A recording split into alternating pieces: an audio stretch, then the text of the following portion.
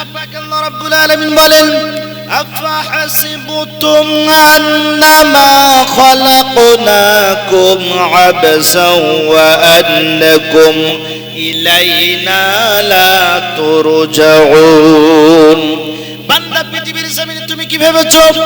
তুমি কি পৃথিবীর জমিনে এটাই চিন্তা ভাবনা করেছো আমার মধ্যে হবে না, মরণ হবে না, আমার মৃত্যু হবে না, আমাকে আল্লাহ পাক আল্লাহ রাব্বুল আলামিনের কাছে ফিরে যেতে হবে না?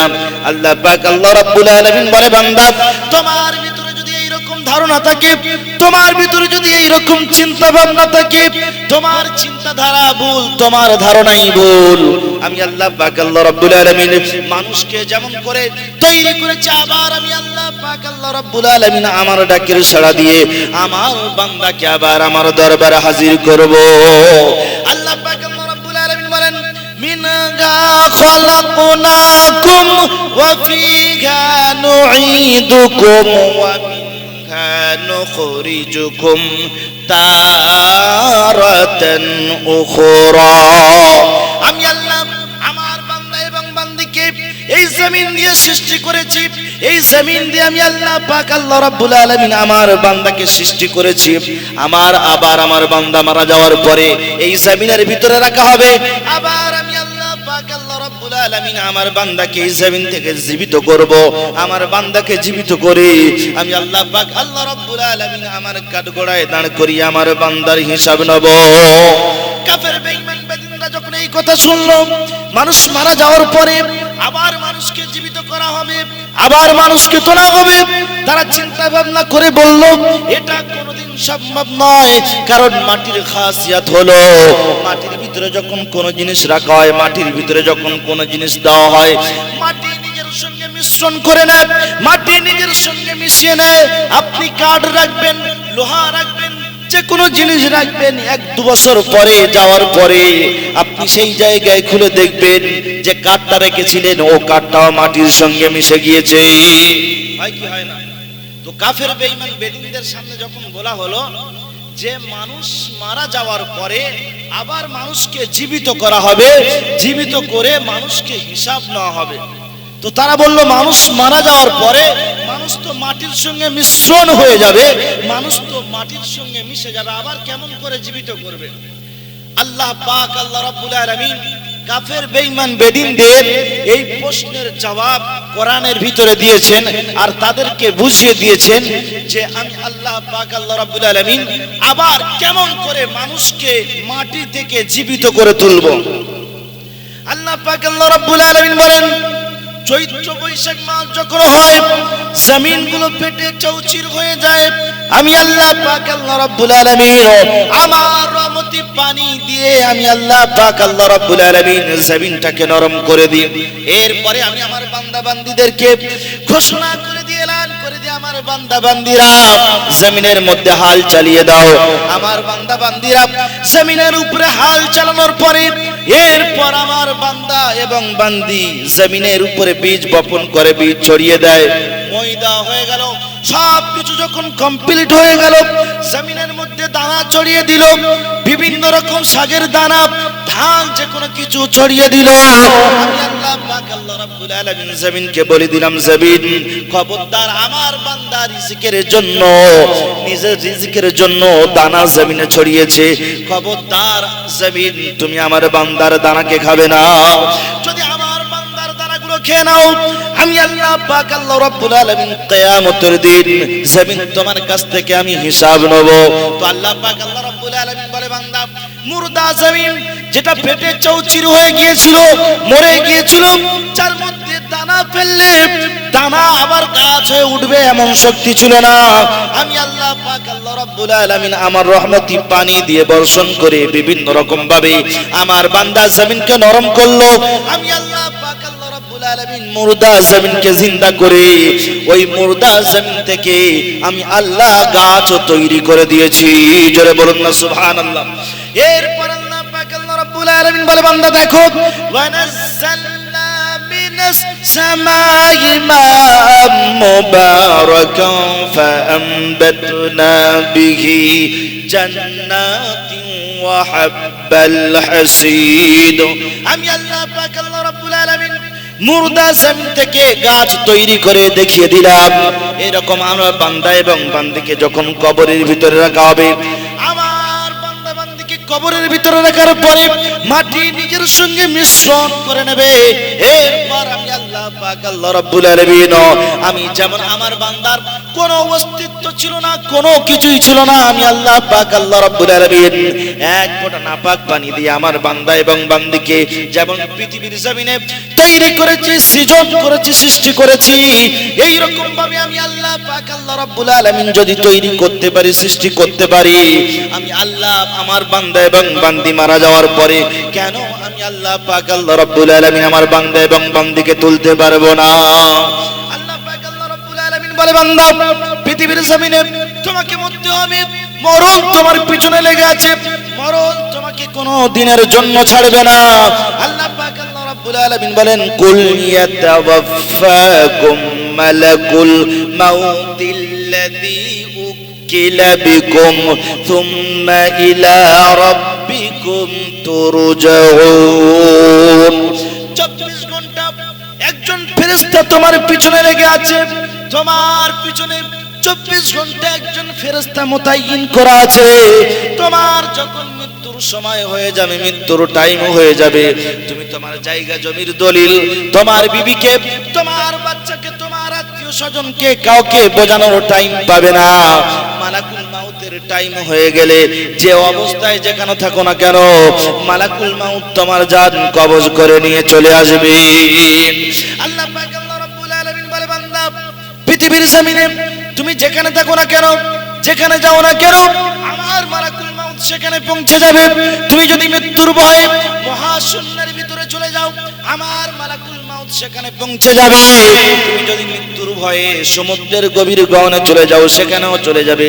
তুমি যদি মৃত্যুর ভয়ে পাতালের তলদেশে চলে যাও, সেখানেও আমার মালাকুল মাউত পৌঁছে যাবে। তুমি যদি মৃত্যুর ভয়ে কাচের ঘরের ভিতরে আবদ্ধ হয়ে যাও, আমার মালাকুল মাউত তোমার জান কবজ করার জন্য পৌঁছে যাবে। আইনামা তাকুনু ইউদরিকুমুল কুনতুম ফি বুরুজিম মুশাইয়াদা। মৃত্যুর ভয়ে যেখানে গিয়ে তুমি লুকাও না কেন, যেখানে যাও না কেন, আমার মালাকুল মাউত সেখানে পৌঁছে যাবে। সেখানে পৌঁছে গিয়ে তোমার জান কবজ করে নিয়ে চলে আসবে। মালাকুল মাউত যেখানে যাবেন, যে অবস্থায় থাকবেন, সেখানেই আপনার জান কবজ করে নিয়ে চলে আসবে। মালাকুল মাউতের হাতে যখন এই দায়িত্ব দেওয়া হয়েছিল যে মালাকুল মাউত তুমি মানুষের জান কবজ করবে, মালাকুল মাউত বলল, আল্লাহ পৃথিবীর জমিনে আমি যদি মানুষের জান কবজ করি, পৃথিবীর মানুষ আমাকে দোষারোপ করবে, পৃথিবীর মানুষ আমাকে বলবে যে মালাকুল মাউত জান কবজ করে নিয়েছে। আল্লাহ পাক আল্লাহ রাব্বুল আলামিন বলে, মালাকুল মাউত আমি আল্লাহ পাক আল্লাহ রাব্বুল আলামিন এমন ভাবে মানুষের জান কবজ করার সিস্টেম বানাবো, মালাকুল মাউত তোমাকে কোনোদিন কেউ দোষারোপ করবে না। আজ দেখেন না, হঠাৎ বুকের যন্ত্রণা হচ্ছে, মারা গিয়েছে, সব বলে স্ট্রোক করে মারা গিয়েছে। কেউ বলে যে মালাকুল মাউত জান কবজ করে নিয়ে চলে গেছে? বলে না। আল্লাহ পাক আল্লাহ রাব্বুল আলামিন বলে, মালাকুল মাউত এই সিস্টেম আমি আল্লাহ এমন করে বানিয়ে দেব যে কোনোদিন কেউ তোমাকে দোষারোপ করবে না। এরপর আল্লাহ পাক আল্লাহ রাব্বুল আলামিন বলেন, ফাইদা জাআজালুকুম লা ইস্তাখিরুনা সাআতাও ওয়া লা ইস্তাকদিমুন। মৃত্যুর যখন টাইম হয়ে যাবে, এক সেকেন্ড এদিক ওদিক হতে দেবে না। মালাকুল মাউত এসে পৌঁছে যাবে, তোমার জান কবজ করে নিয়ে চলে যাবে। যদি বলো যে আমি চা খাচ্ছি, চায়ের গ্লাসটা আমার হাতে আছে, আমার চাটা শেষ করতে দাও, মালাকুল মাউত বলবে, না, টাইম হবে না, তোমার টাইম হয়ে গিয়েছে। আল্লাহ তাআলার তরফ থেকে যেটা নির্ধারিত করা আছে, ওই টাইমে তোমার জান কবজ করা হবে, এক সেকেন্ড এদিক ওদিক হতে দেওয়া যাবে না। এই পৃথিবীর জমিনে বিশ্ববিখ্যাত একজন গায়ক ছিল, বিশাল বড় একজন গায়ক ছিল, আমেরিকায় বাড়ি। তার নাম কি জানেন? বিশাল বড় গায়ক মাইকেল জ্যাকসন, নাম শুনেছেন? তো মাইকেল জ্যাকসন এই পৃথিবীর জমিনে চিন্তা ভাবনা করেছিল, আমি মাইকেল জ্যাকসন 150 বছর বেঁচে থাকব। তো মাইকেল জ্যাকসনকে যখন তার চিন্তা ভাবনা এটাই হলো যে আমি 150 বছর বাঁচব, মাইকেল জ্যাকসন সে বিভিন্ন দেশ থেকে চিন্তাবিদদেরকে ডাকলো, পরামর্শদাতাদেরকে ডাকলো, বড় বড় ডক্টরদেরকে ডাকলো, ডেকে বিশাল বড় একটা বোর্ড বসালো যে আমি মাইকেল জ্যাকসন কেমন করে এই পৃথিবীর জমিনে 150 বছর বাঁচব। তো পরামর্শদাতারা আসলেন, আসার পরে তারা বললেন যে আমি মাইকেল জ্যাকসন, আমার ইচ্ছা যে আমি 150 বছর এই পৃথিবীর জমিনে বাঁচব। কেমন করে বাঁচব? মাইকেল জ্যাকসনকে বলল যে মাইকেল জ্যাকসন, তুমি যদি 150 বছর বাঁচতে চাও তোমার দ্বারা এটা সম্ভব, তুমি পারবে, কিন্তু কিছু জিনিস তোমাকে মেনে চলতে হবে। মাইকেল জ্যাকসন বলল যে আপনারা যা বলবেন আমি সেটাই মেনে চলবো, কোনো অসুবিধা হবে না। তো বলছে যে মাইকেল জ্যাকসন, তুমি যে খাবার খাবে ওই খাবারটা চেক করে তোমার কাছে আসবে, তারপরে তুমি খেতে পারবে, তার আগে তুমি খেতে পারবে না। তো মাইকেল জ্যাকসন বলল ঠিক আছে, আমার সামনে যে খাবার আসবে আমি খাবারটা চেক করে খাবো। এরপর মাইকেল জ্যাকসনকে বলা হলো, মাইকেল জ্যাকসন তুমি যখন কোনো প্রোগ্রামে যাবে, যখন কোনো ড্যান্সে যাবে, ডাইরেক্ট কোন মানুষের সঙ্গে হ্যান্ডশাক করতে পারবে না, ডাইরেক্ট হাতে হাত দিয়ে হাত মিলাতে পারবে না। মাইকেল জ্যাকসন বলল যে ঠিক আছে, এটাও আমি মেনে নেব। এরপর মাইকেল জ্যাকসনকে বলা হলো, মাইকেল জ্যাকসন তোমার মাথার ডাক্তার আলাদা হবে, তোমার হাতের ডাক্তার আলাদা হবে, তোমার পায়ের ডাক্তার আলাদা হবে। বলল ঠিক আছে, এও আমি তৈরি করব। এরপর মাইকেল জ্যাকসনকে বলা হলো, মাইকেল জ্যাকসন তোমাকে অক্সিজেনের ঘর তৈরি করতে হবে, অক্সিজেনের ঘর বানাবে, তুমি তার ভিতরে 24টা ঘন্টা থাকবে। মাইকেল জ্যাকসন বলল যে 150 বছর বাঁচার জন্য আমি মাইকেল জ্যাকসন সব কিছু করতে রাজি আছি। মাইকেল জ্যাকসন 150 বছর এই পৃথিবীর জমিনে বাঁচবে বলে সব কিছু তৈরি করলো। তৈরি করার পরে মাইকেল জ্যাকসন মাত্র 50 গেল না, আল্লাহ পাক আল্লাহ রাব্বুল আলামিন মাইকেল জ্যাকসনকে এই পৃথিবীর জমিন থেকে তুলে নিয়েছে। তাই আমি আপনাদেরকে বলতে চাই, পৃথিবীর জমিনে আপনি টাকার অহংকার দেখাচ্ছেন, জায়গা জমির অহংকার দেখাচ্ছেন, মরে যাওয়ার পরে আপনার কিছু থাকবে না। মরণ আপনার আসবেই আসবে, অবশ্যই মরণ আপনার হবেই হবে। মউত থেকে কেউ বাঁচবে না, বাঁচবে কেউ বাঁচবে না। পৃথিবীর জমিনে যারাই এসেছেন প্রত্যেকের মরণ হয়েছে, মৃত্যু হয়েছে, মৃত্যু হওয়া থেকে কেউ বাঁচেনি। মরার পরে কি হবে?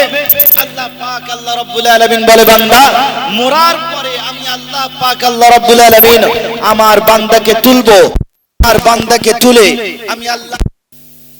আমরা মুসলমান হয়েছি, ইমানদারের ঘরে জন্ম নিয়েছি, আর নবীর মহব্বত ভালোবাসা আমাদের দিলে আছে না নাই? আমরা খালি মুখেই দাবি করি যে আমরা মুসলমান, নবীর মহব্বত ভালোবাসা আছে। এত মহব্বত ভালোবাসা আমাদের আছে যে আমাদের নবীর নামে দরুদ পড়তেও কষ্ট হয়। হয় কি হয় না? পার্টির মিছিলে গিয়ে চেঁচামেচি করলে আমাদের কোনো কষ্ট হয় না। ইনকিলাব জিন্দাবাদ, আমরা খাবো তোমরা বাদ, যদি করো প্রতিবাদ ধর থাকবে মুন্ডুবাদ। হয় কি হয় না? ছিল তো নাকি?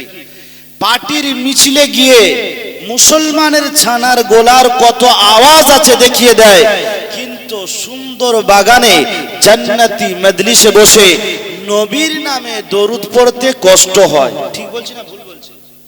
ঠিক তো। তো সেই নবীর উপরে, সেই নবীর উপরে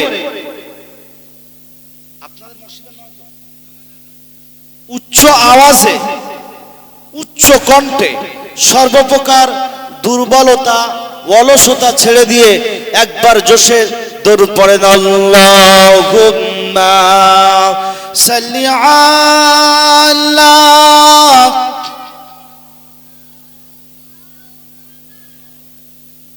وعلى آل سيدنا مولانا محمد। তো মানুষ যখন মারা যাবে, দুনিয়ার জমিনে মানুষ চলার জন্য দুনিয়ার সব কিছু তৈরি করেছে, থাকার জন্য সুন্দর বাড়ি বানিয়েছে, গাড়ি বানিয়েছে, জায়গা জমি কিনেছে। কিন্তু আমি যে অন্ধকার কবরে যাব, যাওয়ার পরে যেখানে কোনো লাইনের ব্যবস্থা নেই, যেখানে কোনো লাইটের ব্যবস্থা নেই, সেখানে যাওয়ার পরে আমার আপনার অবস্থাটা কি হবে, এ নিয়ে কি চিন্তা ভাবনা করেছি? এ নিয়ে চিন্তা ভাবনা করি না। এ নিয়ে আমাদের ভিতরে কোনো কিছুই নেই যে আমি মারা যাওয়ার পরে আমার কি হবে। আর আজকাল আমরা এত শিখে গিয়েছি, এত জেনে গিয়েছি যে আমাদের আর কোনো আলেম উলামার কাছে যাওয়ার দরকার লাগে না। লাগে না। কারণ এখন এক চিল্লা বা চার চিল্লা দিলেই মুফতি সাহেব, কোনো অসুবিধা নেই। ও যদি চার চিল্লা দিয়ে এসেছে তো আর মসজিদের ইমাম সাহেবকে মানে না, ওই যেন সব জেনে গিয়েছে। একজন আলেম 12 বছর পড়াশোনা করে নিজের পাছায় কালো দাগ হয়ে গিয়েছে 24 ঘন্টা পরে, যে জিনিসটা জানে না এ 4 মাস গিয়ে সেটা শিখে যায় কি যায় না? ও এসে আর ইমাম সাহেবকে মানে না। মানে এর মতো শুকনো টাটকা বেঈমান আর কেউ নেই। মনে করে যে আমি বিশাল কিছু জেনে গিয়েছি, যে ইমাম সাহেবকে আর মানবো না, এসেই ভুল ধরতে চালু করে দেয়। বাবু, আল্লাহর নবী সাল্লাল্লাহু আলাইহি ওয়াসাল্লামের হাদিস, কুন আলিমান আও মুতাআল্লিমান আও মুস্তামিআন আও মুহিব্বান লাহুমা ফালা তাকুন খামিসা। হয় তোমরা আলেম হও, কি হও? আলেম হও। যদি আলেম না হতে পারো তোমরা তালিবে ইলম হও, তোমরা ইলমকে শিক্ষা করো। আর যদি সেটাও না হতে পারো তাহলে আলেম এবং তালিবে ইলমদের কথা শোনো। যদি সেটাও না করতে পারো তাহলে তোমরা তাদের সঙ্গে মহব্বত করো, ভালোবাসো। আজ আমরা আলেমকে ভালোবাসি কি বাসি না? এত ভালোবাসি যে যদি একটা মুরগি কাটতে যাই মসজিদে, যদি ইমাম সাহেবকে যদি না পাই, বলে আমার বাড়িতে খানা গেলে বুঝিয়ে দেবো। যে ইমাম সাহেব রেখেছি, ইমাম সাহেবকে একটা মুরগি কাটতে পাওয়া যাচ্ছে না, যেদিন খানা আমার বাড়িতে যাবে সেদিন বুঝিয়ে দেবো। বলে কি বলে না?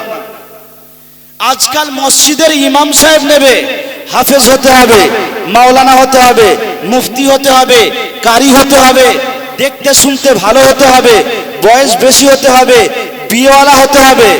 যদি বলে মাইনে কত, বলে কেন 5000 টাকা। এদের মাথায় আল্লাহর তরফ থেকে শুকনো বজ্রঘাত পড়বে না তো কার উপরে পড়বে? শুধু বলে আমফান আসছে, আমফান আসছে, আইলা আসছে আর লাইলা আসছে। কিসের কারণে আসছে? আমাদের বদ আমলের কারণে আমাদের উপরে আসছে। কিয়ামতের দিন আল্লাহ পাক, আল্লাহ রাব্বুল আলামিন আপনাকে জিজ্ঞাসা করবে না যে আপনার মসজিদটা আপনি দোতলা বানিয়েছিলেন, আপনাকে জিজ্ঞাসা করবে না যে আপনার মসজিদটা আপনি পাথর লাগিয়েছিলেন। কিয়ামতের দিন আপনাকে জিজ্ঞাসা করা হবে না আপনার মসজিদটা ভালো করে এসি, ভালো করে পাকা, ভালো করে লাইন দিয়েছিলে, এ সম্পর্কে জিজ্ঞাসা করা হবে না। কিয়ামতের দিন কিন্তু জিজ্ঞাসা করা হবে যে বাইরে থেকে একটা ইমাম সাহেব এনে রেখেছিলে, যে তার নিজের বিবি, নিজের বাচ্চা, নিজের ঘর বাড়ি সব কিছু ছেড়ে দিয়ে 24টা ঘন্টা তোমাদের খিদমতে ছিল, 24টা ঘন্টা তোমাদের কাছে ছিল। তোমার মেয়ের বিয়ে হয়েছে, ইমাম সাহেব বিয়ে পড়িয়েছে। তোমার জন্মদাতা মা, গর্ভধারিণী মা, পেটে ধরা মা, নারী ছেঁড়া মা মারা গিয়েছে, ইমাম সাহেবের জানাজাটা পড়িয়েছে। তোমার বাপ মারা গিয়েছে, ইমাম সাহেবের জানাজা পড়িয়েছে। তোমার সন্তান জন্মগ্রহণ করেছে, ইমাম সাহেব কানে আজান দিয়েছে। 24 ঘন্টা ইমাম সাহেব তোমার জন্য সার্ভিস দিয়েছে। সেই ইমাম সাহেবের জন্য কি করেছো? কিয়ামতের দিন হিসাব দিতে হবে কি হবে না? 5000 টাকা আমার আপনার সংসার চলে তো? কিয়ামতের দিন আল্লাহ তাআলা যদি জিজ্ঞাসা করে যে বান্দা, তুমি যে মসজিদের কমিটির ভিতরে ছিলে, তুমি যে মসজিদের সেক্রেটারি ছিলে, সভাপতি ছিলে, তোমার বাড়িতে 5,000 টাকায় হতো তো সেদিন কি মুখ দেখাবেন? শুধু ইমাম সাহেব মোটামুটি একটু যদি ভুল করে বাস তার পিছনে লেগে গেল। আমি এই মেটিয়াপুরুষের কথা বলছি, একজন ইয়ং ইমাম সাহেব সবে বিবাহ করেছে, একদিন ছুটিতে দেরি করেছে বলে মসজিদ থেকে তাকে বার করে দিয়েছে। কিয়ামতের দিন এর হিসাব দিতে হবে। কারণ আপনার বিবি আছে, আপনার বাচ্চা আছে, আপনি সেখানে যেতে পারেন, 24 ঘন্টা তার কাছে থাকতে পারেন। একজন ইমাম সাহেবের শখ হয় না সে তার বিবির কাছে থাকবে, সে তার বাচ্চাকে নিয়ে একটু খেলা করবে, সে তার বাচ্চাকে নিয়ে একটু দিন কাটাবে, তার মা বাপকে নিয়ে থাকবে, একটু শখ হয় না? হয় না? এক ওয়াক্ত যদি নামাজ কামাই হয়, কাজা হয়, বলে ইমাম সাহেব কোথায়? আর মসজিদে তো এখন বর্তমান নামাজি বেশি হয় না, হয় মসজিদ বিরাট বানিয়ে রেখেছে, বিশাল পাতল লাগাচ্ছে, এসি লাগাচ্ছে, বিশাল পাখা লাগাচ্ছে, কিন্তু এক কাতারও নামাজি হয় না। হয়? এক কাতারও হয় না। জুম্মার দিনে ওই যারা সারা সপ্তাহে নামাজ পড়ে না, পেশাব ফিরে পানি নেয় না, তারাই জুম্মার দিনে এসে ঝামেলা করে। করে কি করে না? ঈদের দিনে কিছু কিছু জায়গায় ঈদগাতে নামাজ হয়, জানেন? ঈদগাতে নামাজ হয় তো যাওয়ার সময় সব কি করে? নিজের নামাজের পাটি বগলে করে নিয়ে যায়। যায় কি যায় না? যারা জুম্মার দিনে নামাজে যায় তাদের জন্য কেন আপনারা চিন্তা করবেন? তাদের জন্য তারা চিন্তা করবে তাদের জায়গা কি হবে, তারা কোথায় গিয়ে দাঁড়াবে, আপনার চিন্তা ভাবনা করতে হবে না। তাদের জায়গা তারা তৈরি করে নেবে, তাদের জায়গা তারা দেখে নেবে। আজ মসজিদকে আমি বিরাট বানিয়েছি, কিন্তু ইমাম সাহেব যে আছে সিঁড়িঘরের নিচে তার জায়গা বানিয়ে দিয়েছি। হয় কি হয় না? বেশিরভাগ মসজিদে ইমাম সাহেবের জায়গা সিঁড়িঘরের নিচে। কিয়ামতের দিন আল্লাহ পাক, আল্লাহ রাব্বুল আলামিন যদি জিজ্ঞাসা করে, বান্দা তুমি তো হাফেজ নিয়েছো, মাওলানা নিয়েছো, মুফতি নিয়েছো, নিজের মসজিদের ইমাম সাহেবকে বিশাল টাইটেলওয়ালা ইমাম সাহেব নিয়েছো, কিন্তু তার মাইনে দাওনি, আমি আল্লাহ পাক, আল্লাহ রাব্বুল আলামিন আমার কাঠগোড়ায় তোমাকে হিসাব দিতে হবে। সেদিন আল্লাহর কাঠগোড়ায় কেমন করে হিসাব দেবেন বলেন? তাহলে আমাকে আপনাকে আলেম উলামাদেরকে মহব্বত করতে হবে, ভালোবাসতে হবে। একজন আলেমের ফজিলত, ফজলুল আলিমি আলাল আবিদি কাফজলুল কমারি লাইলাতুল বদরি আলা সাইরিল কাওয়াকিব। একজন আবিদ ব্যক্তি সারা রাত ধরে যদি ইবাদত করে, একজন আবিদ ব্যক্তি যে আল্লাহ তাআলার ইবাদত করে, সারা রাত ধরে যদি নামাজ আদায় করে, তার চাইতে একজন আলিম যদি ঘুমের মধ্যে সারা রাত কাটিয়ে দেয়, ওই আলিমের ফজিলত ওই আবিদ ব্যক্তির চাইতে বেশি। জোরে বলুন সুবহানাল্লাহ। তাহলে সেই সব আলিমদের উপরে আজ আমরা আঙ্গুল তুলছি,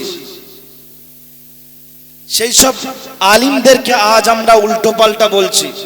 কিয়ামতের দিন আল্লাহ নবী সাল্লাল্লাহু আলাইহি ওয়াসাল্লাম বললেন, আল উলামা ওয়ারাসাতুল আম্বিয়া। নবী চলে গেছে, আর নবী আসবে না, নবীর দরজা বন্ধ হয়ে গেছে, নবী আর পৃথিবীর জমিনে আসবে না। নবীর ওয়ারিস হলো আলেমরা। আলেমরা আসবে, দ্বীনের কথা বলবে, শরীয়তের কথা বলবে, তাদের কথাগুলো তোমরা মেনে চলবে, তোমরা শুনে চলবে, তোমরা আলেমদের উপরে আঙ্গুল তুলবে না। আজ আমরা আলেমদের উপরে আঙ্গুল না তুললে থাকতে পারি না। কোন মসজিদে যদি কোন ইমাম সাহেব সুদের বিষয়ে বয়ান করেছে, কোন মসজিদে কোন ইমাম সাহেব যদি ঘুষের বিষয়ে বয়ান করেছে, তাহলে তার পরের সপ্তাহেতে সেই ইমাম সাহেব আর চাকরি থাকবে না। হয় কি হয় না?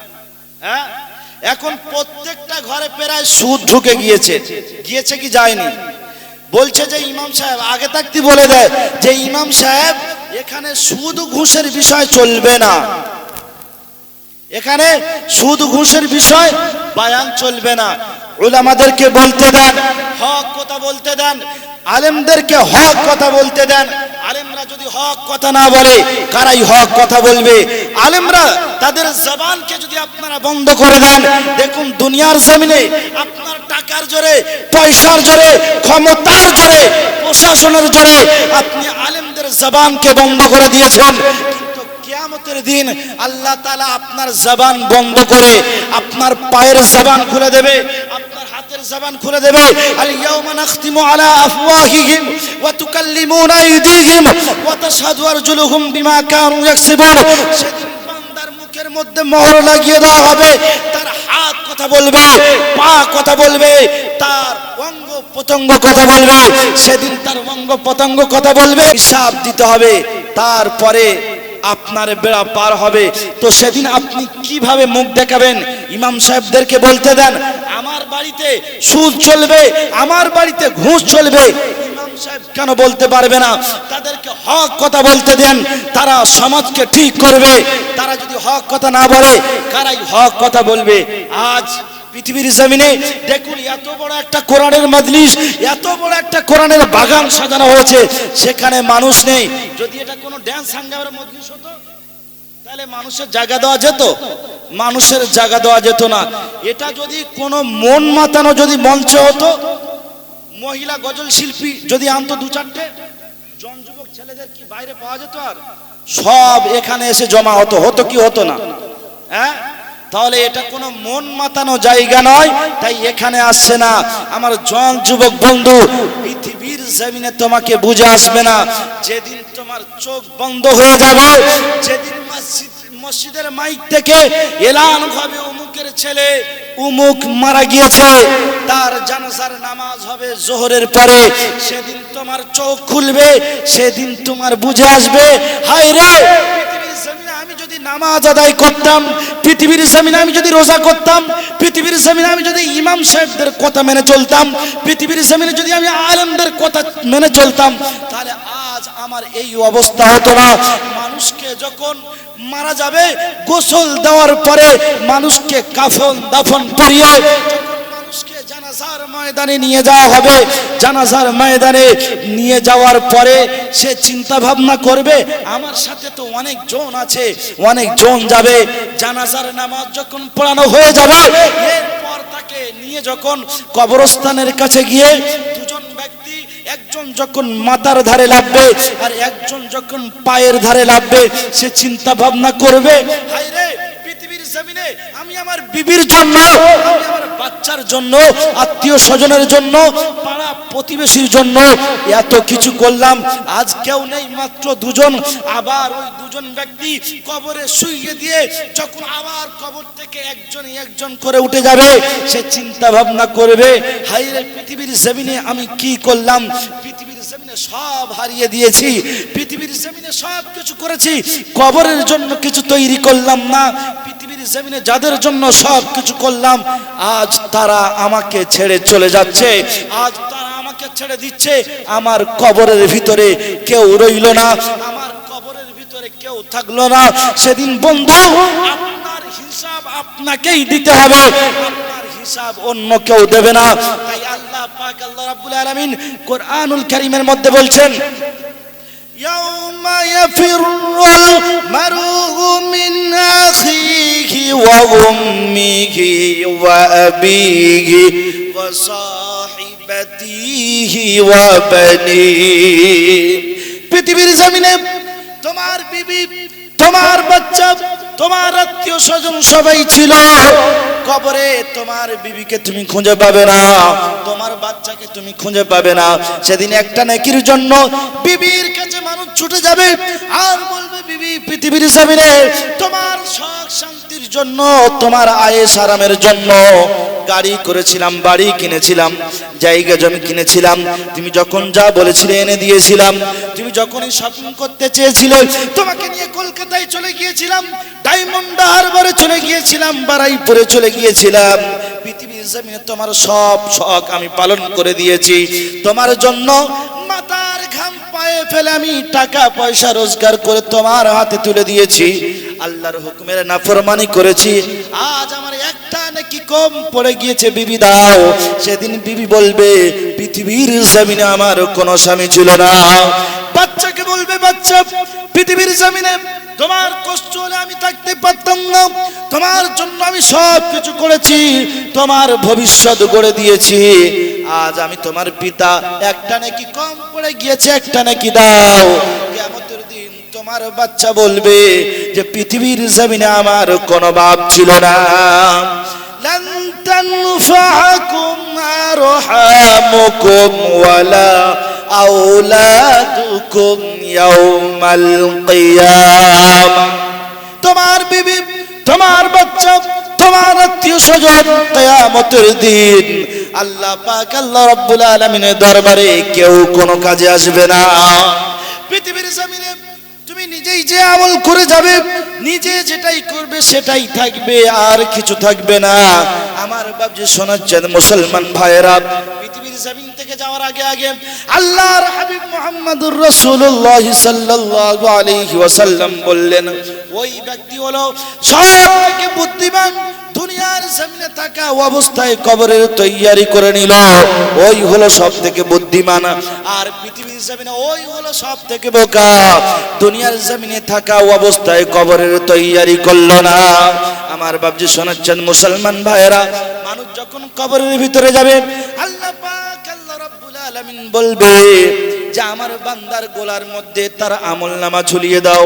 আল্লাহ পাক আল্লাহ রাব্বুল আলামিন বলেন, ওয়া কুল্লা ইনসানিন আলজামনাহু তাইরাহু ফি উনুকিহি ওয়া নুখরিজু লাহু ইয়াওমাল কিয়ামাতি কিতাবান ইয়ালকাহু মানসুরা। ইকরা কিতাবাক কাফা বিনাফসিকাল ইয়াওমা আলাইকা হাসিবা। বান্দার নামায়ে আমল তার গলার মধ্যে ঝুলিয়ে দেওয়া হবে। এরপর আল্লাহ পাক আল্লাহ রাব্বুল আলামিন বলবে, বান্দা তোমার নামায়ে আমল তুমি পড়ো, তোমার নামায়ে আমল তুমি যদি পড়তে পারো তোমার জান্নাত এবং জাহান্নামের ফয়সালা তুমি নিজে করে নিতে পারবে। সেদিন বান্দা গোলার মধ্যে সবকিছু লিপিবদ্ধ লেখা অবস্থায় দিয়ে দেওয়া হবে। আল্লাহ পাক আল্লাহ রাব্বুল আলামিন ফেরেশতাদেরকে বলবে, ফেরেশতারা এবার পড়তে বলো, আমার বান্দার নামায়ে আমলের ভিতরে সবকিছু লিপিবদ্ধ করা আছে।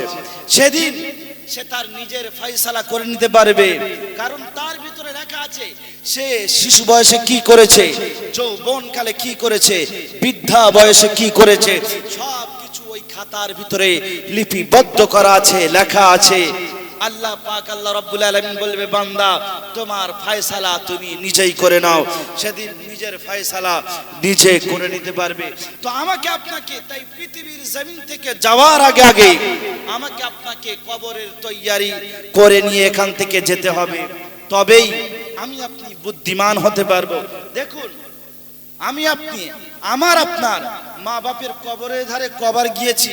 একবার সত্য কথা বুকে হাত দিয়ে বলেন তো, বছরে কবার গিয়েছে? আচ্ছা, বছরে মাসে 12 মাসে এক বছর তো 12 বার, কমসে কম 12 বার। একজন ব্যক্তি হাত তুলে দেখান যে আমি আমার পিতার কবরের ধারে গিয়েছি, আমি আমার মাতার কবরের ধারে গিয়েছি, কি হাত তুলে দোয়া করেছি? একজন ব্যক্তি হাত তোলেন। 12 বার আছে? নেই। আচ্ছা, 6 বার, 2 মাস পরে পরে একবার করে 6 বার কোন ব্যক্তি গিয়েছেন? আচ্ছা, বছরে 3 বার গিয়েছেন এমন ব্যক্তি হাত তোলেন। 3 বার, তাও যাওয়া হয়নি। দেখুন কি সময় চলে আসলো যে নিজের বাপ এবং মা যে আমাকে আপনাকে অতি কষ্টের সঙ্গে লালন পালন করলো, আজ দুনিয়ার জমিন ছেড়ে কবরে চলে গিয়েছে, অন্ধকার কবরে শুয়ে আছে, আর নিজের সন্তানের দিক চেয়ে আছে কখন আমার সন্তান আসবে, আমার জন্য একটু দোয়া করবে। আজ সেই মা বাপের কবরের ধারে আমরা যাই না, যাই। এরপরে আমাদেরও ছেলে মেয়ে আসছে, আমরা তো বছরে 1 বার 2 বার যাই, তাই তো নাকি? সবে বরাত আসলে যদি কেউ নিয়ে যায় সাথে যায়, আর যদি কোনো সময় কোনো ইমাম সাহেবকে মৌলী সাহেবকে দাওয়াত দিয়ে খতম করি যাই, তা না হলে যাই না, যাই কি? এরপরে কিন্তু আমাদের ছেলে মেয়ে যারা আসবে, আমাদের নসল যারা আসবে, তারা ওই মাটি দিয়ে আসার পরেই ভুলে যাবে, আর আমাদের মনে রাখবে না। ওই জন্য আমাদের নসলকে ঠিক করতে হবে, আমাদের মা বাপকে ভালোবাসতে হবে, মহব্বত করতে হবে, তাদের কবরের কাছে যেতে হবে, তাদের কাছে গিয়ে দোয়া চাইতে হবে। আর পৃথিবীর জমিনে বিশ্ব নবী বললেন যে আমি আল্লাহর রাসূল তোমাদের কাছে মৃত্যুর সময় বলে যাচ্ছেন যে আমি দুটো জিনিস ছেড়ে যাচ্ছি, তারাকতু ফীকুম আমরাইন লা তাদিল্লু মা তামাসসাকতুম বিহিমা কিতাবাল্লাহি ওয়া সুন্নাত রাসূলি। তোমরা এই দুটো জিনিস, একটা হলো কিতাবুল্লাহ, আল্লাহর কিতাব, আর একটা হলো সুন্নাতে রাসূলুল্লাহ, এর উপরে যখন আমল করবে পৃথিবীর কোনো বালা মুসিবত তোমাদের উপরে আসবে না। পৃথিবীর জমিনে তোমাদেরকে কেউ গুমরাহি করতে পারবে না, পৃথিবীর জমিনে তোমাদেরকে কেউ পদভ্রষ্ট করতে পারবে না। আজ আমরা কোরআনকে ছেড়ে দিয়েছি, নবীর সুন্নতকে ছেড়ে দিয়েছি, তাই আজ আমরা পদভ্রষ্ট হয়ে আছি। আজ এখানে আমরা যতজন মানুষ বসে আছি, সত্য কথা হাত তুলে বলেন তো, মাগরিবের নামাজ কে কে আদায় করেছি? হাত তোলেন দেখি। মাগরিবের নামাজ কজন আদায় করেছে? বেশিরভাগ মানুষ মাগরিবের নামাজ আদায় করেনি। মাগরিবের নামাজটা আমার আপনার জন্য কি ছিল? মাগরিবের নামাজটা কি? ফরজ ছিল। আর এই জলসায় বসে এটা কি? ফরজ, ওয়াজিব, সুন্নত, নফল, মুস্তাহাব কি? সুন্নত। সুন্নত নয়, এটা হলো মুস্তাহাব। তো যাই হোক, আপনি যদি এর উপরে আমল করেন, যদি বসেন সওয়াব হবে, আর যদি না বসেন গুনাহ হবে। কেউ বলতে পারবে? কেউ বলতে পারবে না। কিন্তু কেউ যদি মাগরিবের নামাজ না পড়ে গুনাহ হবে কি হবে না? তাহলে আজ মুসলমান আমি আপনি যেটা আমার আপনার জন্য ফরজ ছিল সেটাকে ছেড়ে দিয়েছি, আর যেটা নফল জিনিস সেটা আমি আপনি ধরে নিয়েছি। ধরেছি কি ধরি নাই? আজ মানুষ পাঁচ ওয়াক্ত নামাজ পড়ে না, মারা যাওয়ার পরে জানাজার ময়দানে লোকের জায়গা দেওয়া যায় না। ঠিক বলছি না ভুল বলছি? আবার জানাজার নামাজ যারা পড়তে যায় বেশিরভাগ জোহরের নামাজ পড়ে না, বেশিরভাগ জোহরের নামাজ পড়ে না, ওরা আবার গিয়ে সামনের কাতারে দাঁড়ায়। দাঁড়ায় কি দাঁড়ায় না? বেনামাজি গিয়ে কোথায় দাঁড়াচ্ছে? সামনের কাতারে। আপনার মনে হচ্ছে ওই সব নামাজিদের দাঁড়ায়, মানে যারা জানাজার নামাজ পড়ছে এমন নামাজিদের দাঁড়ায় আপনার বাপ জান্নাতে যাবে বলে মনে হয়? ও তো ফরজ ছেড়ে দিয়েছে। আর যে মালটা মরে গিয়েছে, শুয়ে আছে, ও তো মানুষের বাঁশ দিয়ে গিয়েছে। বেটা বাপের লাশের সামনে দাঁড়িয়ে বলছে, আমার বাপ যদি আপনাদের কোন রকম বাঁশ দিয়ে যায় তাহলে আমার বাপকে মাফ করে দিও। বলে কি বলে না? যে মরেছে পুরো টাটকা হারামখোর, গায়ের বিশাল শক্তি ছিল, লোকের জায়গা জোর করে মেরে কেড়ে নিয়েছে। হচ্ছে কি হচ্ছে না? শক্তি ছিল, যা খুশি তাই করেছে। নিজের হাতের বল ছিল, পার্টির ক্ষমতা ছিল, গরিব মানুষের উপরে জুলুম করেছে, মানুষের 5 কাঠা কিনে 6 কাঠা চাষ করে খেয়েছে। এরা মারা আছে না নেই? আছে তো। তাহলে এর ছেলে যদি জানাজার সামনে যদি দাঁড়িয়ে বলে যে মাফ করে দাও, আল্লাহ মাফ করবে? ফেরেশতা বলছে একবার ঢুকে দেখ, ওই যে বাঁশ দিয়ে তোর উপরে সাজিয়ে দিয়েছে না, ওই বাঁশ তুলেই তোকে মারবো। আজকাল আবার মৌতবাড়ি বিয়ে বাড়ি হয়ে গিয়েছে। হয়েছে কি হয় না? আগে মানুষ মারা গেলে এমন, এখন যে কায়দায় খানা হচ্ছে ডিজিটাল কায়দায়, এ খানা আগে হতো না। হতো, মানুষ যেত মাটি দিয়ে চলে আসতো। আর এখন তো আবার মারা গেলে ছেলেরা বেশি যায় না, সব মেয়েরা বলে এবু মারা গিয়েছ। বলে কে? বলে আমার ননদের শাশুড়ির বোনের মেয়ে মারা গেছে। কতদূর বুঝতে পারছেন? আর ও গিয়ে ওখানে আবার এখন গিয়ে মৌতবাড়ি গিয়ে কি ডিজাইন দেখবেন, সে কুচিয়ে শাড়ি পরে, কপালে টিপ পরে, আর হিল তোলা জুতো পরে মৌতবাড়ি গিয়েছে। গিয়ে খালি নিজের একটা ছেলে আছে তার জন্য মেয়ে দেখছে, যে ভালো মেয়ে কার আজ দেখি। দেখে কি দেখে না? হচ্ছে কি হচ্ছে না? হচ্ছে তো। কেউ আবার দেখছে যে নিজের একটা মেয়ে আছে, কার ভালো ছেলে আজ দেখি। মেয়েদের খালি এই সব কারবার, তাই তো নাকি? ওদের কোনো কাজ নেই। বিয়ে বাড়িতে মারা গিয়েছে গ্রামের লোক 100 জন, খানা করা হচ্ছে কতজন? 500 জন। আর এখন বর্তমান সময় মারা গেলে গ্রামের মানুষদের আর রান্না করতে হয় না, পুরো ওই দিনে বিয়ে বাড়ির মতো পুরো গ্রামের ছুটি, কেউ রান্না বসায় না, মরণ বাড়ি খাবে। মুসলমান তোমার লজ্জা লাগে না? তুমি মরণ বাড়ি কি করে খেলে? আল্লাহর হাবিব বললো মরণ বাড়ি ওরাই খাবে যারা দূর থেকে আসলো, যাদের কষ্ট হচ্ছে, যারা দূর থেকে আসলো, যারা বাড়িতে ফিরে যেতে পারবে না, গিয়ে খানা খেতে পারবে না, খানার ইন্তজাম ব্যবস্থা তাদের জন্য হবে। আজ মুসলমান খানা সবার জন্য করে দিয়েছে, আবার মৌতো বাড়িতে বসে খানা খাচ্ছে আর বলছে করিমে কি দিয়েছিস, বলে মালপোড়া সব ছেঁচড়া, একটু বটি দেখে দে না। হয় কি হয় না, হচ্ছে তো। তাহলে মুসলমান আমরা কি চালু করেছি, আবার 40 দিন পরে যে খানা হবে, আগে আমরা শুনেছি যে হিন্দুরা শ্রাদ্ধতে খানাতে আগে ওই ধুতি লুঙ্গি টুঙ্গি সব নিয়ে যেত, মুসলমানদের ভিতরে এখন সেটা প্রচলিত হয়েছে না হয়নি? এখন আমার লুঙ্গি না নিয়ে গেলে বলবো ওই দেখ খানা খেতে এসে কিছু আনেনি, খালি হাতে এসে, বলে কি বলে না, বলে তো। তাহলে আল্লাহর হাবিব বললেন মান তাশাব্বাহা বিকওমিন ফাহুয়া মিনহুম, যে যে কওমের অনুসরণ করবে, যে যে কওমের ইত্তিবা করবে, আল্লাহ তার সঙ্গে তার হাসর নাসর করবে। তাহলে আমাদের ভিতরে এই যে প্রচলিত প্রথা আছে, এই প্রথাটাকে তুলে দিতে হবে। সর্বপ্রথম মৌতবাড়ি খানা করলে ওই খানাটাকে সবার প্রথম সবকিছু বাদ দিয়ে শুধু ডাল ভাত হবে। কত খাবি খা, কি ডাল ভাত করবো ইনশাআল্লাহ। লজ্জার কোনো বিষয় নাই, লজ্জার কোনো ব্যাপার নয় যে দূর থেকে মেহমান আসছে কি হবে, গোশ না করলে গ্রামের মানুষ খারাপ বলবে, মনে মনে করে কি করে না, আপনার গ্রামের মানুষ খারাপ বলবে, কিন্তু আল্লাহ তাআলা আপনার বাপের কবরের ভিতরে ভালো করে চালাবে। বলবে কি মাল ওপরে তৈরি করে রেখে এসেছিস, যে দুনিয়ার জমিনে কোরআন এবং হাদিসকে মানে না, কোরআন এবং হাদিসের উপরে আমল করে না। তাহলে আমার আপনার হিসাব দিতে হবে, কারণ পৃথিবীর জমিনে আমরা একটা হাদিস শুনেছি যে মানুষ যখন মারা যায় সব আমল বন্ধ হয়ে যায়, কিন্তু 3টা আমল বাকি থাকে। তার মধ্যে একটা ভালো সন্তান যদি বানিয়ে রেখে যায়, সে যতদিন নেকির কাজ করবে ততদিন তার বাম্মার কবরে সওয়াব পৌঁছাবে। পৌঁছায় কি পৌঁছায় না শুনি তো। প্রত্যেকেই মরণ বাড়ি গেলে মাইয়ের সামনে থাকলে হাদিসটা আমরা শুনি।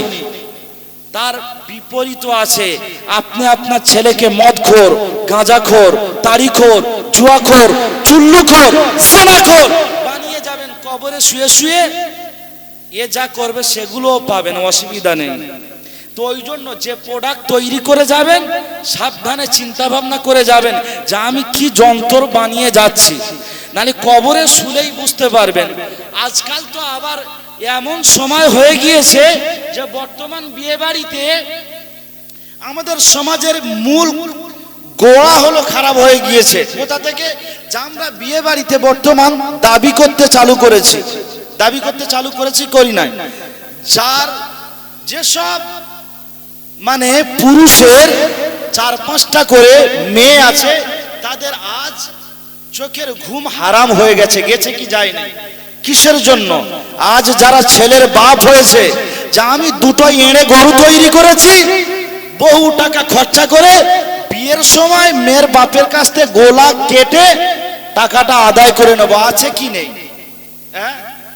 বিয়ের সময় বলছে যে আচ্ছা আপনার ছেলের কি দাবি আছে, বলে আমি হাজী সাহেব মানুষ, সেই রকম বেশি কিছু দাবি নেই, তবে যা বলবে আমার জামাই বলবে, আমি আর কি বলবো।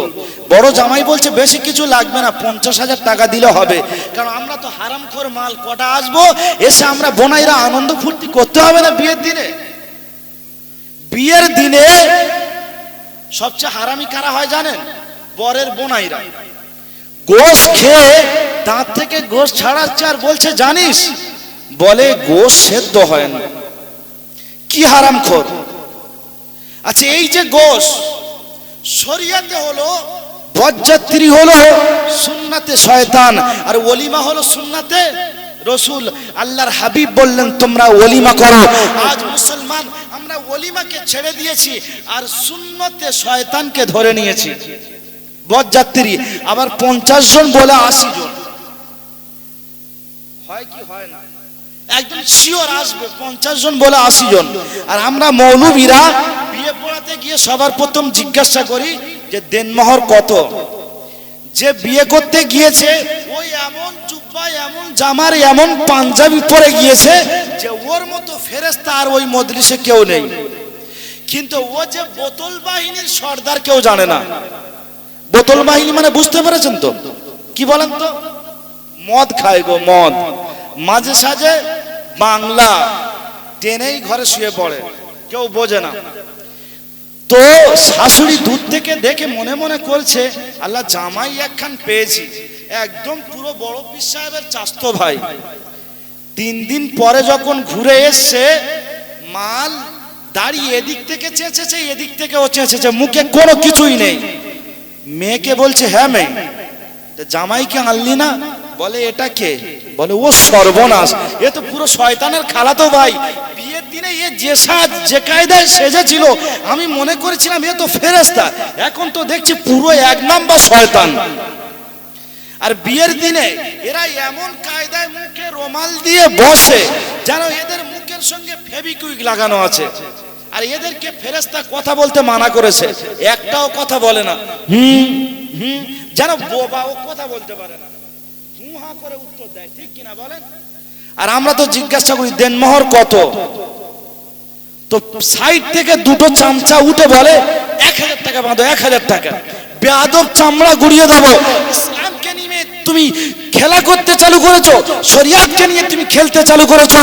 শরিয়াত কোনো খেলার জিনিস নয়, শরিয়াত তোমার বাপদাদা ধর্ম নয়। কবে বাপদাদা ঠাকুরদা 1000 টাকা বেঁধেছিল, সেই টাকা এখনো আছে? এখনো আছে। বর্তমান সময়ে বিয়ে বাড়িতে দেনমোহর 3 থেকে 3500 টাকা শরিয়াত মোতাবেক আমরা প্রত্যেকেই আদায় করব ইনশাআল্লাহ। আর এখন তো দেনমোহর আবার বাকি, 100টা বিয়ে হলে 70টা দেনমোহর বাকি। বলে ভাবির পান খেয়ে আর দেনমোহরের টাকা আদায় করে নেব, বলে কি বলে না? হ্যাঁ, কবরে যাও একবার, শুলেই সঙ্গে সঙ্গে ফেরেশতা চালু করে দেবে। তো এই দেনমোহরের টাকা আদায় না করে আল্লাহর হাবিব বললেন যে তুমি তোমার বিবির গায়ে স্পষ্ট করতে বলো পারবে না। আর এই দেনমোহরের টাকা না দিয়ে যদি তাকে স্পষ্ট করি, তাকে ছুঁই, সেই প্রোডাকশনে যদি বাচ্চা হয় কেমন হবে বুঝতে পেরেছেন তো? ভালো হবে না খারাপ হবে? কারণ ও তো দেনমোহরের টাকা এখনো আদায় হয়নি। আল্লাহর হাবিব বলেছে দেনমোহরের টাকা আদায় না করে তার শরীরে হাত দেবে না। আর এ দেনমোহরের টাকা দেবে না, অথচ কি শরীরে হাত দিতে বাকি রাখে না। মারা গিয়েছে, খাটুয়ার কাছে বউকে ধরে ধরে নিয়ে গিয়েছে, অঝর নয়নে কাঁদছে। খাটুয়ার কাছে গিয়ে বলছে, আমি আমার স্বামীর দেনমোহরের টাকা আদায় করে দিলাম। বলে কি বলে না? ছি ছি মুসলমান, তোমার লজ্জা লাগলো না? সারা জীবন যে মেয়েটা নিজের জীবন, নিজের যৌবন সব কিছু তোমার জন্য ওপেন করে দিল, সব কিছু তোমার জন্য খুলে দিল, যে মেয়েটা 17-18 বছরের যুবতী মেয়ে, যার গায়ে মোছা মশা এবং মাছি বসলে যে রেগে যায়, যার গায়ে ধুলা লাগলে সহ্য হয় না, যে মেয়েটা দিনে 8 থেকে 10 বার সাবান মাখে, যে মেয়েটা নিজের বাপ ছেড়ে দিয়েছে, নিজের মাকে ছেড়ে দিয়েছে, নিজের ভালোবাসার ভাইকে ছেড়ে দিয়েছে, নিজের আত্মীয় স্বজনকে ছেড়ে দিয়ে নিজের গ্রামের সব কিছু ভুলে গিয়ে তোমার কাছে এসেছে, তোমার মুখ চেয়ে তোমার বাড়িতে এসে তোমার বাপকে নিজের বাপ বলে মনে করেছে, তোমার মাকে নিজের মা বলে মনে করেছে, তোমার ভাইকে নিজের ভাই বলে মনে করেছে। যে সংসারে একটাও কাজ করতো না, আজ তোমার সংসারে এসে, তোমার ঘরে এসে ভিখারির মতো খাটতে চালু করেছে। আজ তোমার ঘরে এসে সে ভিখারির মতো খাটছে। আজ সেই মেয়েটাকে তুমি ভালো রাখতে পারছো না, আজ সেই মেয়েটার সঙ্গে আমি আপনি ভালো ব্যবহার করতে পারছি না। আল্লাহর হাবিব সাল্লাল্লাহু আলাইহি ওয়াসাল্লাম বললেন, পৃথিবীর জমিনে কে কতটা ভালো তার স্ত্রীদের মুখ থেকে শুনলে বোঝা যায়। আল্লাহর হাবিব বললেন, পৃথিবীর জমিনে ওই পুরুষটা সব থেকে ভালো যে তার স্ত্রীর কাছে ভালো, আর ওই পুরুষটা হলো সব থেকে খারাপ যে তার স্ত্রীর কাছে খারাপ। আমরা যে কি ধরনের যন্ত্র, পাড়ার কেউ না জানলো আমাদের স্ত্রীরা জানে কি জানে না। 30 বছর বয়স হয়ে গিয়েছে, 2-3টে বাচ্চা আছে, আবার অন্য মেয়ের সঙ্গে হিজরত করে পালাচ্ছে। পালাচ্ছে কি পালাচ্ছে না? হচ্ছে কি হয় না? আর এখন তো ফোন কোনো ব্যাপার নয়। এখন আগে একটা ফোন থাকলে স্কুলে একটা মেয়ে একটা ফোন নিয়ে গেলে সকল মেয়ে কাজ চালিয়ে নিত সবাই মিলে। কিন্তু এখন উচ্চ মাধ্যমিকে উঠলে সরকার থেকে লাইসেন্স, কোনো অসুবিধা নেই। ওপো নেবে না ভিভো, রিয়েলমি নেবে না রেডমি নেবে, কি নেবে, যা নেবে আছে। এখন সবার হাতে লাইসেন্স আছে না নেই? নেওয়ার পরে আর এখন যে কায়দায় ফোন হচ্ছে আর যে কায়দায় জিনার হার বেড়েছে, আমার মনে হয় এই যে সামনে 14ই ফেব্রুয়ারি গেল, আমার 14ই ফেব্রুয়ারি হাওড়া জেলায় জলসা ছিল। তো আমি যখন মোটর সাইকেলে করে যাচ্ছি, তো জওয়ান জওয়ান মদ্যরার ছানিরা মোটর সাইকেলের পিছনে বসে যে কায়দায় জড়িয়ে ধরেছে, আজরাইল ওই রকম ধরে না। আর পার্কে গুলোয় যে অবস্থাতে জিনার কাজ হচ্ছে, পার্কে গুলোতে যেন ভূমিকম্প হচ্ছে। আল্লাহর কাছে পার্কে গুলো পানা চাইছে, আল্লাহ এদের থেকে তুমি আমাদেরকে পানা দাও। হচ্ছে কি হচ্ছে না? সমাজে জিনার হার বেড়েছে কি বাড়েনি? গুনার হার বেড়েছে কি বাড়েনি? আবার বলাও যাবে না, বললে আবার মুসলমানদের সেন্টিমেন্টে লাগে যে মৌলী সাহেব যা মুখে আসছে তাই বলে দিচ্ছে। আজকাল আল্লাহ আবার যা টাকা দিয়েছে, পয়সা দিয়েছে, তার বউ তত উদুম হয়ে ঘোরে, তার মেয়ের পোশাক তত ছোট হয়ে যায়, তার বউয়ের পোশাক তত ছোট হয়ে যায়, ঠিক কি না? আল্লাহ দুটো টাকা দিয়েছে, মেয়েকে এমন পোশাক পরে বার করিয়েছে যে পাড়ার একটাও জন ছেলেরা না দেখে থাকতে পারে না। এ এখন জলসার দিনে দেখো না, কত ছকিনা রঙ্গিলা, চোখে মুখে কত রকম মেকআপ করে ঘুরছে, চেনাই যাচ্ছে না যে এটা কার মেয়ে। হচ্ছে কি হচ্ছে না? দরুদ পড়েন আল্লাহুম্মা